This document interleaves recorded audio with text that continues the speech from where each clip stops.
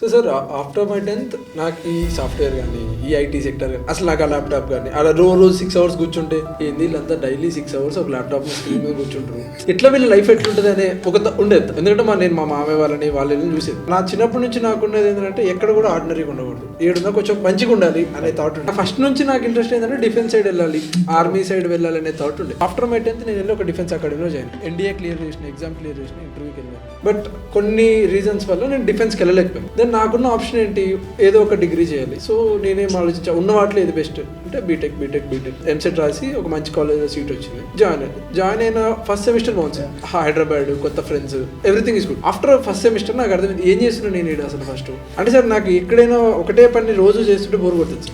ఏంటి నేను ఒక గొర్రెల గుంపులో వచ్చాను, అందరూ ఇవే చేస్తున్నారు, నాకేంటి సార్ ఒక గొర్రెలాగా మిగిలిపోద్దు, గుంపులో మాత్రం ఉండకూడదు అనే థాట్తో ఫస్ట్ సెమిస్టర్ అయిపోయినాక జ్యూస్ పాయింట్ దగ్గర జ్యూస్ తాగుతున్నప్పుడు అరే నాకు ఏదైనా చేయాలన్నది లైఫ్లో పెద్దగా అన్న.